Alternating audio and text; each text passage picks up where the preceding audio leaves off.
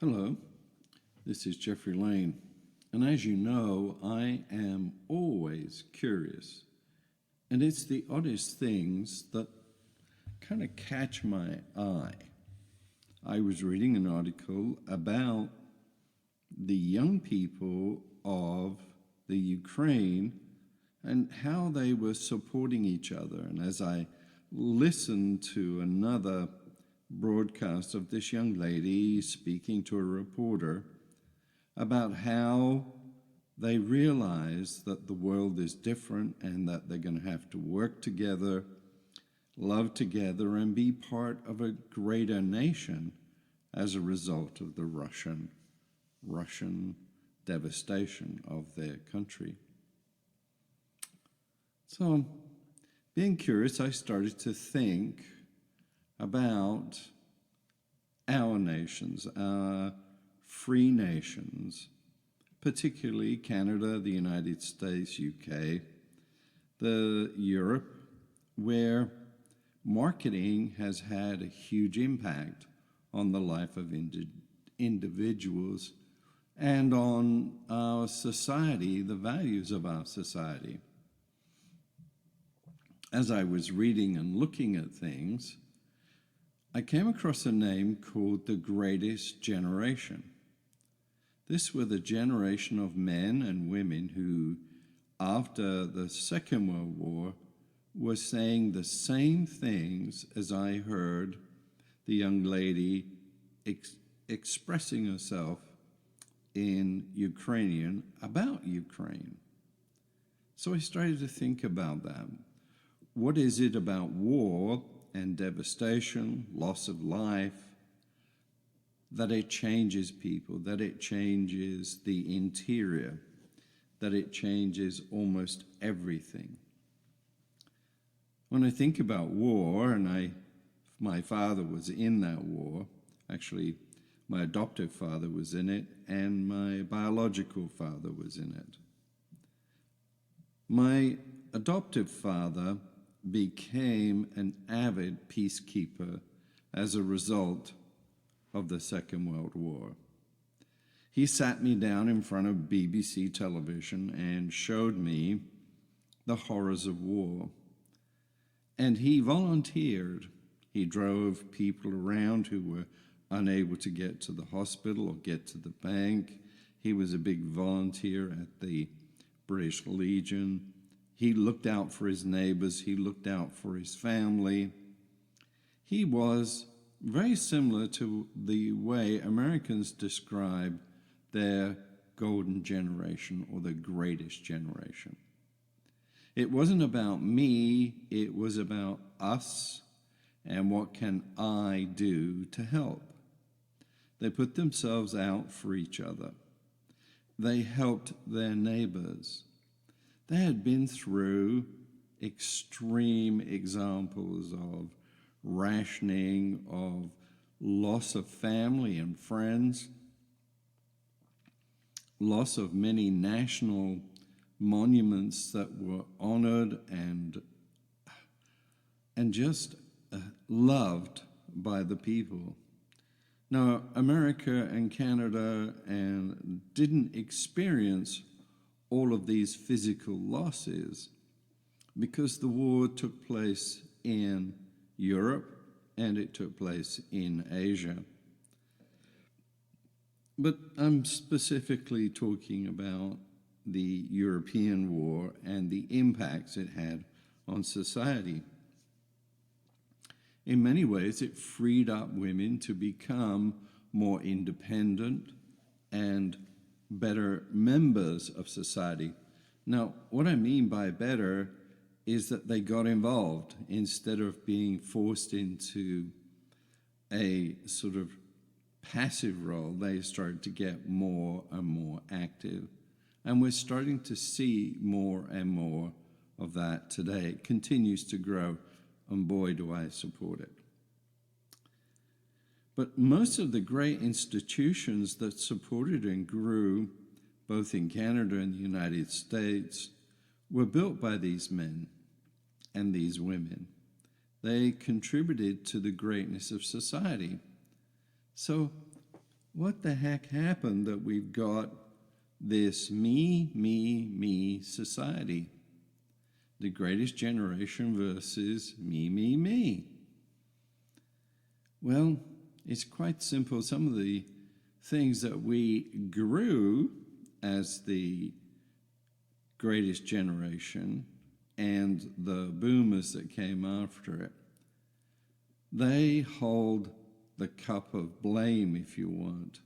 I don't like blaming people, but they place things in action without actually thinking about its long-term impact. Baby boomers grew up in the great expansion of the sort of Western economy, and in particularly in the United States. The wages grew, opportunities grew, business grew, and so the parents of those who were the golden or the Greatest Generation said, well, if you want that, you can. If you want to go to college, you can. If you want that. So they encouraged the Me Too as a generation that got used to they got used to having lots of money where they could spoil their children, give them what they want, and set them up, hopefully in a life that would be better. But actually, in the background, one of the things that happened is boomers learned how to market. They learned advertising. They grew up with advertising and marketing strategies. And the generation below it became slowly what I call me. Because the world started to treat them as the center of everything. For them, they are the generations that have grown up with the idea that the world is there to service them, to give them what they want, when they want it, and how they want it. And then, of course, real life kicks in, and that doesn't happen. A great recession came along and wiped out much of their income and a lot of their opportunity.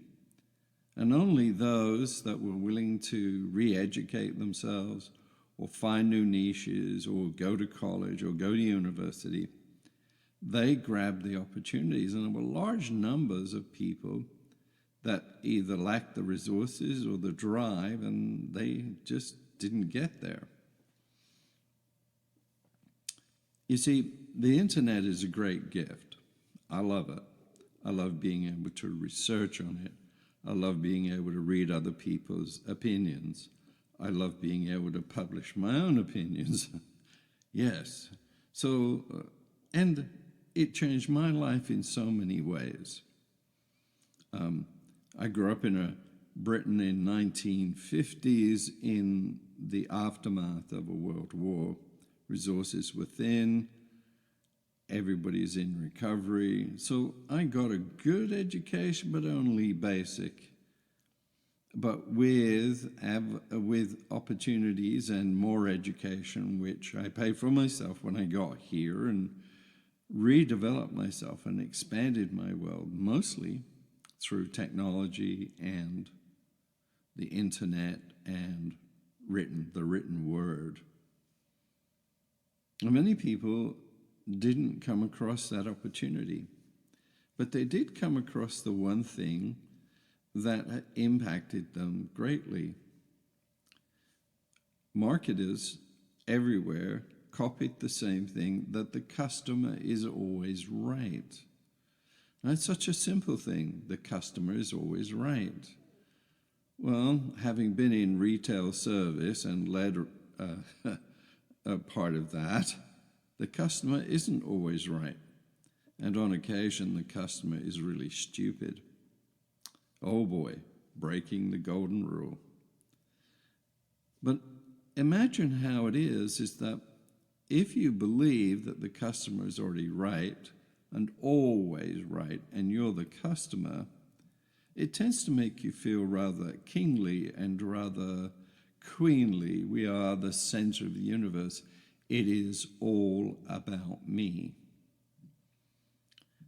When you went into a department store, you might have had to queue in the 50s or 60s because you knew it wasn't all about you, that you could see the other people queuing to buy the same thing that you wanted to buy. The internet changed that appearance.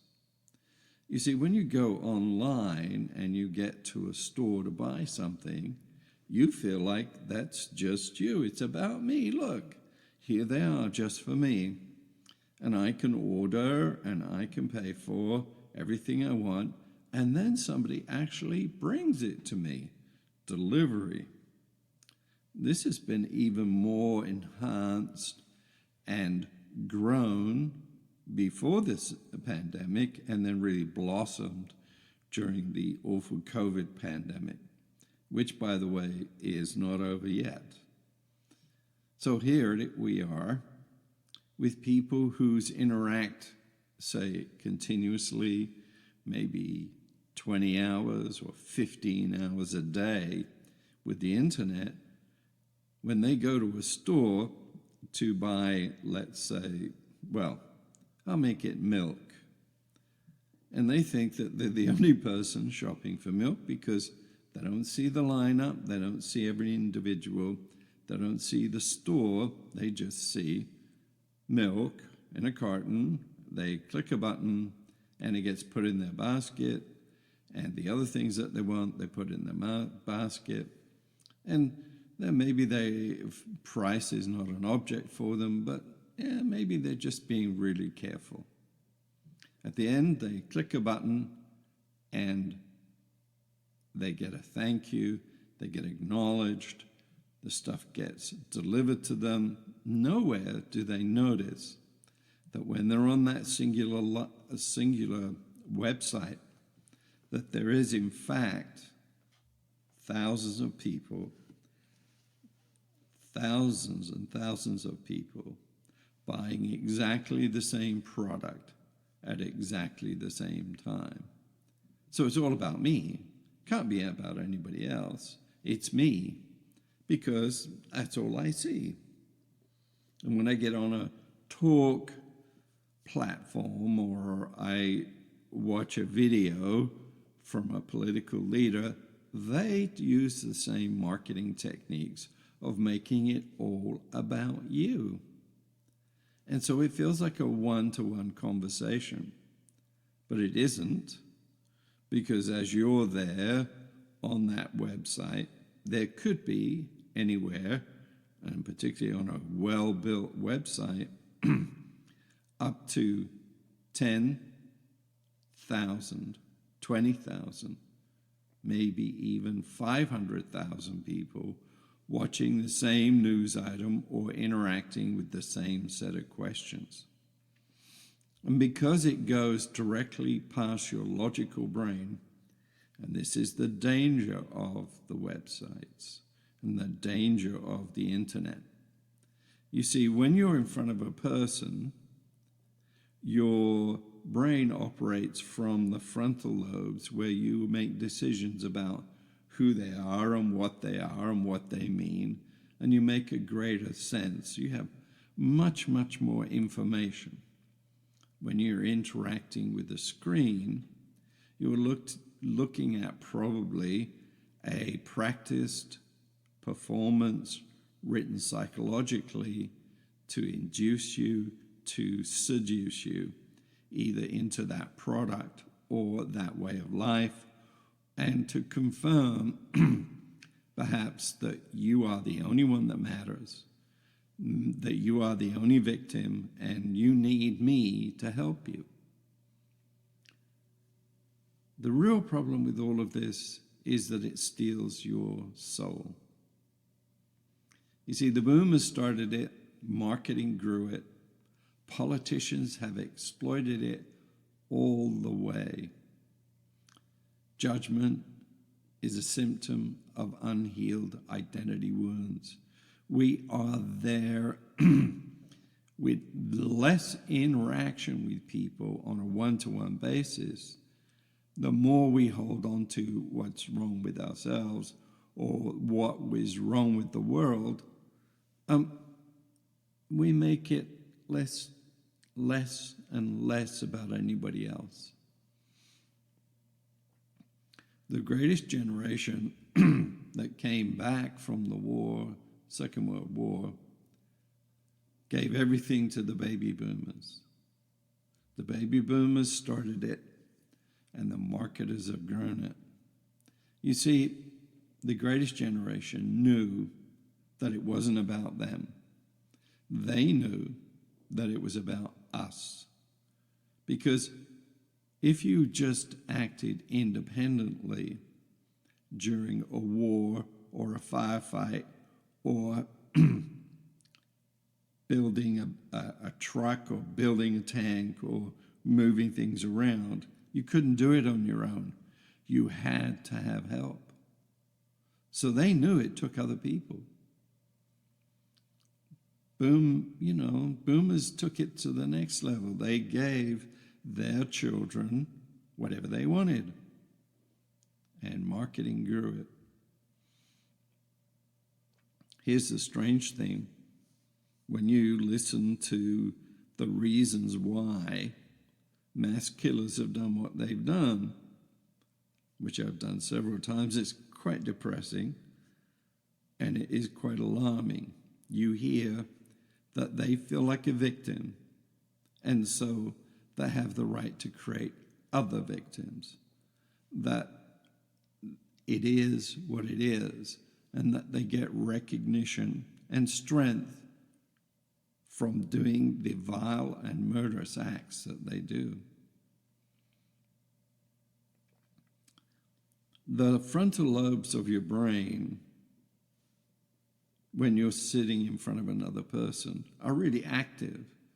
You interact. I'm talking about in a real environment. It becomes a little bit more difficult in a Zoom call or such. But face-to-face is the most powerful form of communication.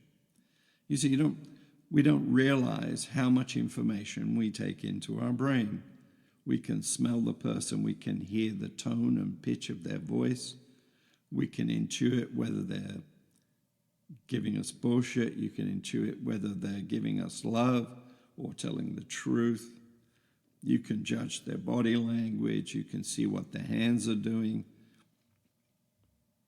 You can study their facial expression. You can, all of that ancillary information, thousands and thousands of bits of information per second is managed in your brain. Judgment is managed in your forebrain.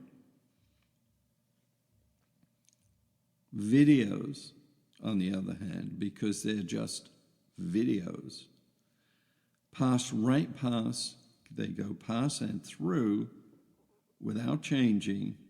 They impact your visual cortex. It goes straight to your ancient brain. Now, how can I prove that this stuff goes to your ancient brain?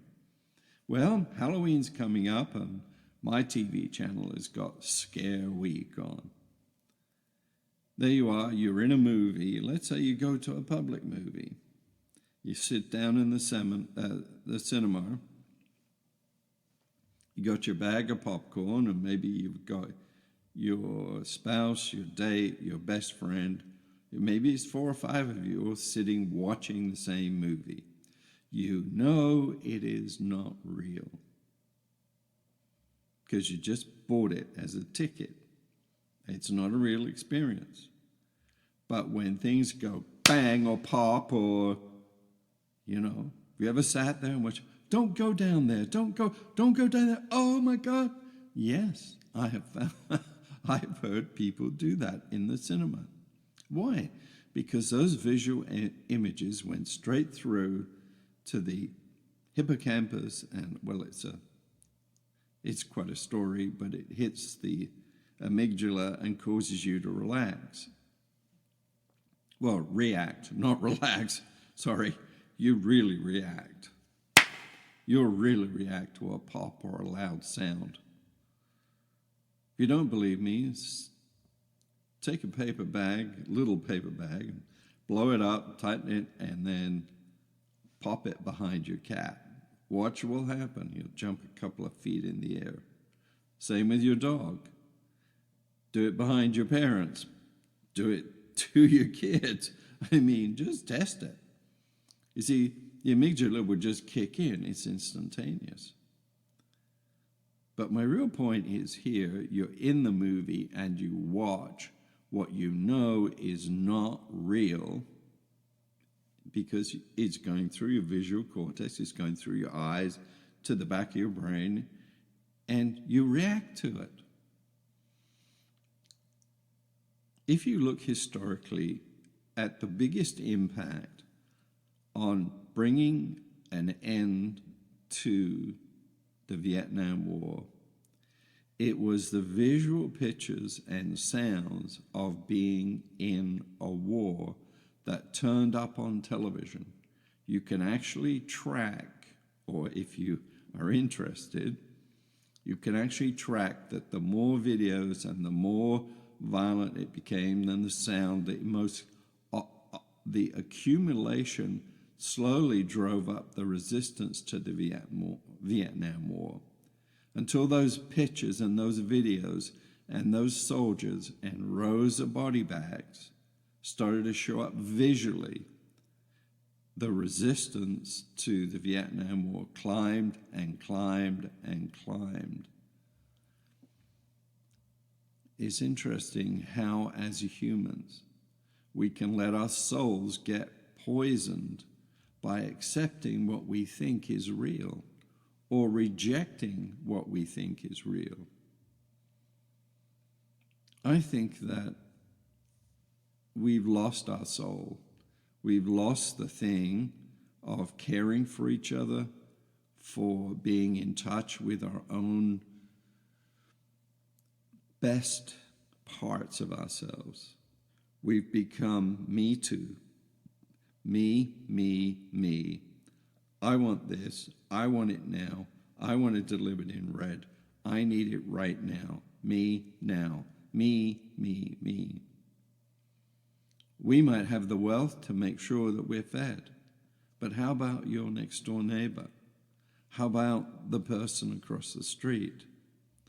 I happen to live down in a beautiful area of Victoria called the Gorge. We can walk along the banks of the gorge and look at the water and look at the sea. It's just gorgeous where I live.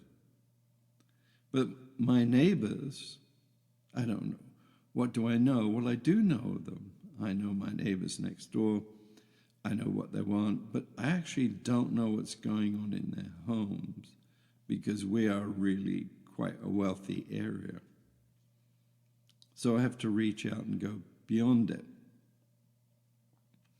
So here's a little challenge for you to perhaps spread some joy, to help a few people see that the world is better, that it isn't full of conflict the way that it is right now between the right and the left and no middle.